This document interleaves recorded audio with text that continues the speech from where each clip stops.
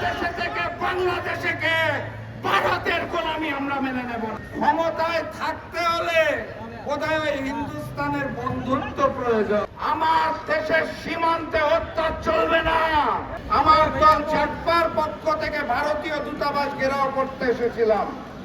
সেদিন বাড্ডার মোড়ে আমাদেরকে পুলিশ থামিয়ে দিয়েছিল। আজকে আরো বহুদূর এগিয়ে এসেছি। পরের বার এখানে থামবো না। দূতাবাসে ঢুকে যাবো ইনশাআল্লাহ। সর্বপ্রথম বলতে চাই, আমার দেশে থেকে, আমার দেশে খেয়ে, আমার দেশে জীবিকা নির্বাহ করা এইখানে উপস্থিত সকল মিডিয়াকে, সেদিন চাটপার ঘেরাও কর্মসূচি ভারতীয় পত্রিকায় ছবি সহ নিউজ এসেছিল। বাংলাদেশের জাতীয় দৈনিক দুইটা ব্যতীত কেউ ছাপতে সাহস পায় না। দুইটা ন্যাশনাল টেলিভিশন ছাড়া কেউ ফুটেজ দেখানোর সাহস পায় নাই। বাংলাদেশের মিডিয়াকে বলতে চাই, বাংলাদেশে থেকে বাংলাদেশে ভারতের গোলামি আমরা মেনে নেব না। এরপর বলতে চাই বাংলাদেশের রাজনৈতিক দলগুলো, আপনারা মনে করেন ক্ষমতায় থাকতে হলে বোধহয় হিন্দুস্তানের বন্ধুত্ব প্রয়োজন।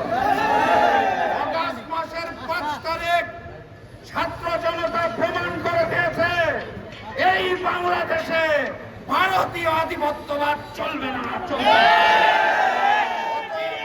নতুন করে নরেন্দ্র মোদী আর হিন্দুস্তানের সাথে বন্ধুত্ব করতে চাইছেন, সেই বড় দলকে বলতে চাই, নতুন জালেম হবেন না।